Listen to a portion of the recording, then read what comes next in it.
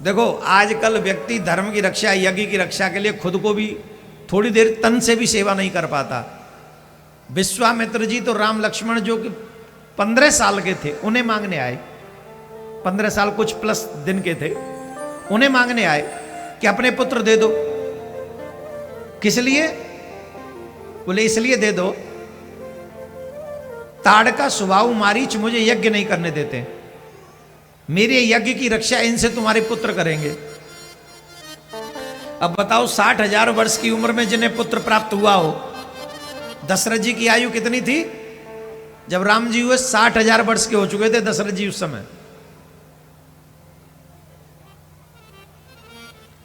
और तब 15 साल के जब राम हुए, 15-16 साल के, तो दशरथ जी के पास विश्वामित्र जी आके कहते हैं अपने यज्ञ, हम यज्ञ करते हैं, यज्ञ की रक्षा के लिए अपने राम लक्ष्मण दे दो। हम लोग तो 5,000 रुपए भी नहीं देते यज्ञ की रक्षा के लिए।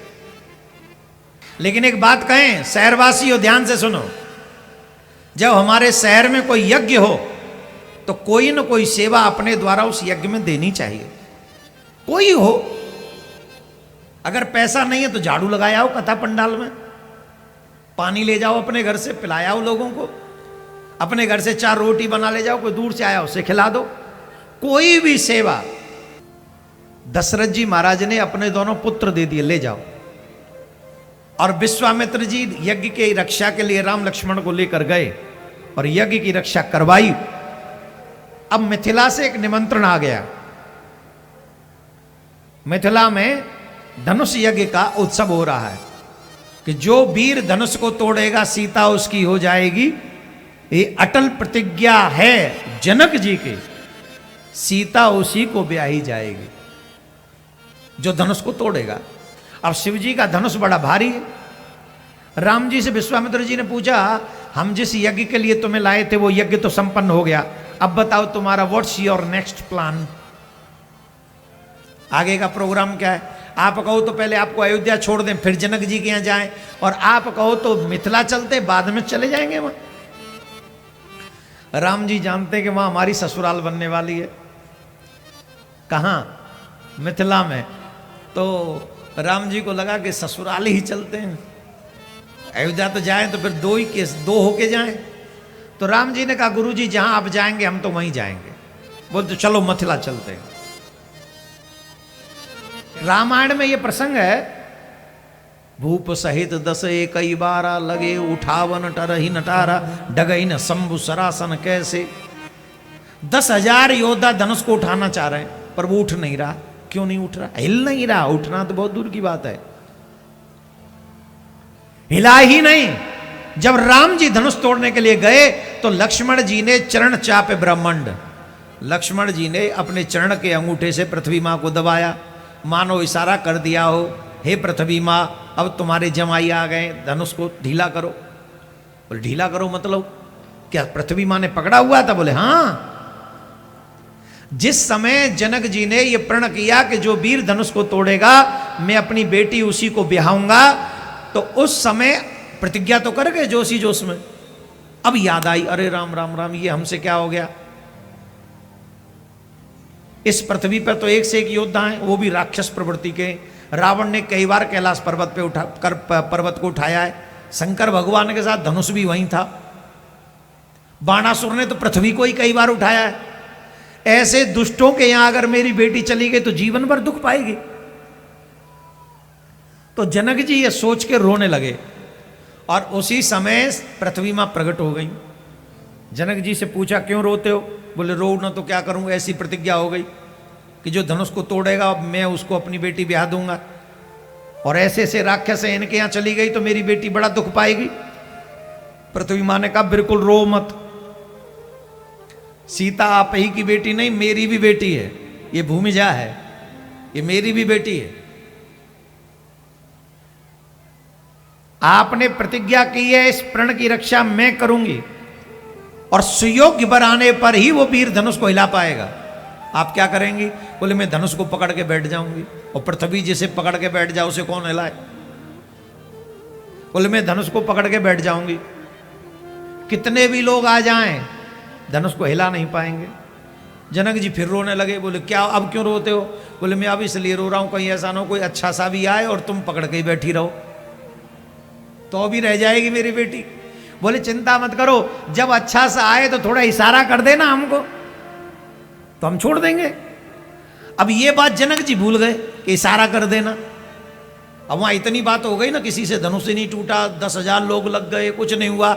इस हड़बड़ी में जनक जी भूल गए इस बात को। पर लक्ष्मण जी कैसे भूल सकते इस बात को? क्यों? लक्ष्मण जी शेषनाग हैं, हर घटना पृथ्वी के साथ उनसे जुड़ी हुई है, तो उन्हें तो मालूम है पृथ्वी माँ क्या प्रण करके गई हैं। इसलिए लक्ष्मण जी ने चरण के अंगूठे से पृथ्वी माँ को दबाया और कहा, माँ आप अब धनुष को छोड़ दो, क्योंकि आपको जिस जमाई की प्रतीक्षा थी वो जमाई आ गए।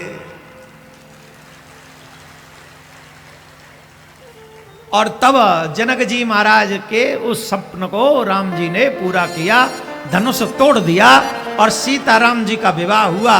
और सीताराम जी के विवाह में मिथिला वासिनियों ने जो गाया, ससुराल ऐसी चीज है जहां भगवान को भी गाली पड़ती है। ससुराल ऐसा विषय है, चाहे वो कोई भगवान ही क्यों ना चला जाए, गाली पड़ती है। अच्छा, दुनिया में घर में भी कोई गाली दे तो बहुत गुस्सा आता है, पापा भी गाली देते तो बहुत, पापा सुनते हो जी, गाली पसंद नहीं है। और ससुराल में गाली पड़े तो, और वो भी साली जी दें तो, ओ माय गॉड। एक राम जी से पूछन जनकपुर के नारी, बता दे लोग बतेत काहे गारी, बता दे लोग बतेत काहे गारी,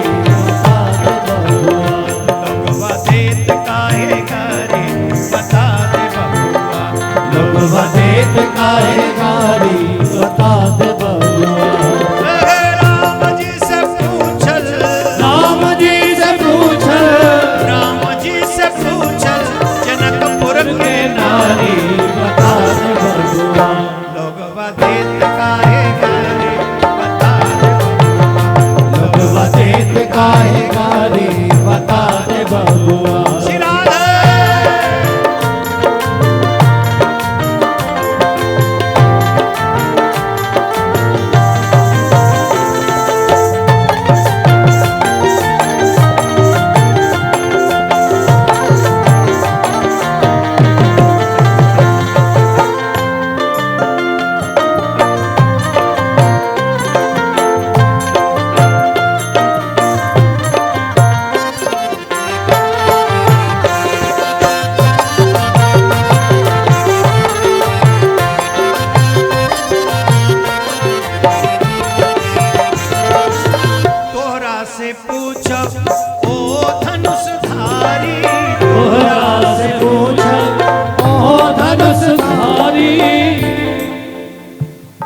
भाषा है ना, है का जी?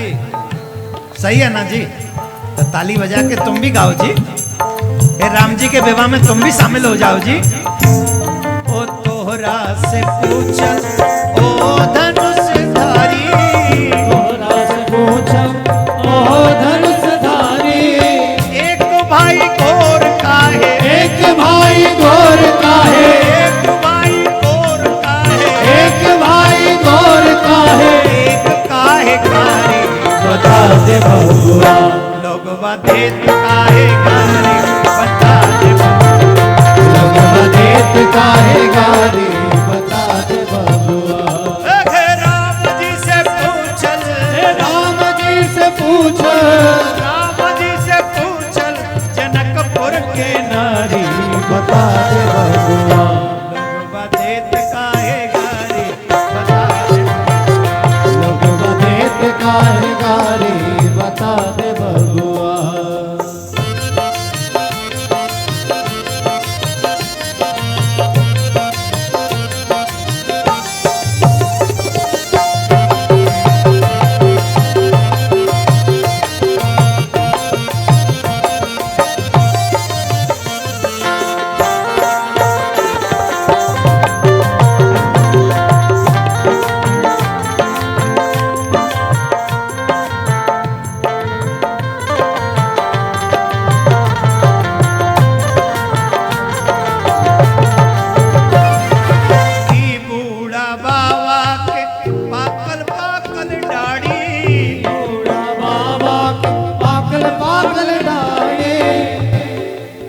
पाकल दाढ़ी जी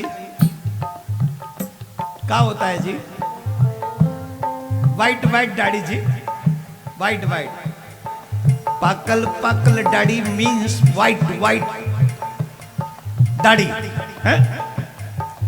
ई बूढ़े बाबा के पाकल पाकल दाढ़ी, बूढ़े बाबा के पाकल पाकल दाढ़ी, देखन में पातर पातर, देखन में पातर पातर, देखन में पातर पातर, देखन में पातर पातर, आए भरे थारी बता दे बबुआ, लोग वदेत काहे कारे बता दे बबुआ, लोग वदेत काहे कारे बता दे बबुआ।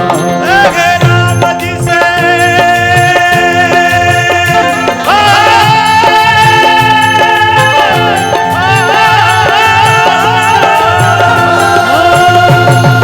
राम जी से पूछल, राम जी से पूछ, जनकपुर के नारे बता दे बबुआ, लोग वदेत काहे कारे बता दे। लोग वदेत काहे कारे बता दे बबुआ। हे राम जी से पूछल, राम जी से पूछ, अवधपुर के नारी बता दे बबुआ, लोग वदेत काहे कारे बता दे। लोग वदेत काहे कारे बता दे बबुआ। राधे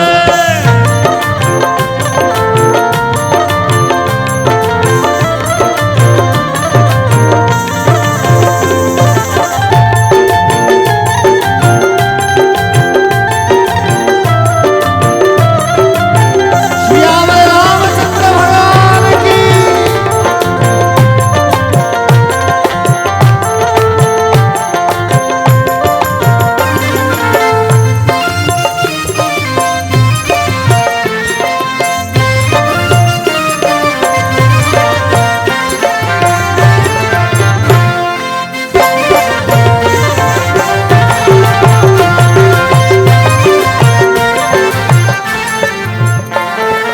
राजा दशरथ जी कलई न होशियारी, राजा दशरथ जी करन होशियारी, राजा दशरथ जी करई न होशियारी, राजा दशरथ जी करन होशियारी,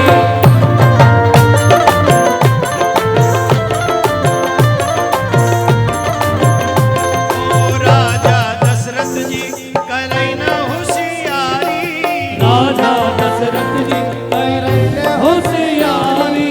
एक डाम रथ पर, एक नाम रथ पर, एक डाम रथ पर, नाम रथ पर, तीन तीन को नारी बता दे बबुआ।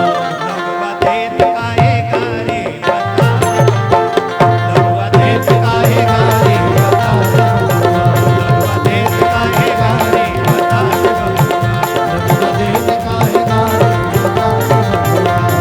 वदेत काहे कारे बता दे बबुआ। वदेत काहे कारे बता दे बबुआ, वदेत काहे कारे बता दे बबुआ। वदेत काहे कारे बता दे बबुआ। वदेत काहे कारे बता दे बबुआ। आनंद आ गया, ऐसा लग रहा है जैसे मिथिला में पहुंच गए हो। जो जो हमारे भगवान के भक्त हैं वो सब बैठ जाओ, और जो जो रावण के भक्त हैं वो खड़े रहो। रावण के भक्त नहीं बैठ जाए, नहीं तो तुम्हारा मालिक रूठ जाएगा। राम जी के भक्त बैठ जाओ सब, दोनों हाथ उठाओ और मस्ती में तुम भी नाचो। राम जी से पूछल जनकपुर के नारी बता दे बबुआ, ए बबुआ बता दे बबुआ, लोग वदेत काहे, हाथ ऊपर करो, हाथ ऊपर करो, नाचो भगवान श्री राम के विवाह में। लोग वदेत काहे कारे बता दे लोग वदेत काहे कारे बता दे बबुआ। बबुआ। राम जी से पूछल, राम जी से पूछ, राम जी से पूछल जनकपुर के नारी बता दे बबुआ। लोग वदेत काहे कारे बता दे। लोग वदेत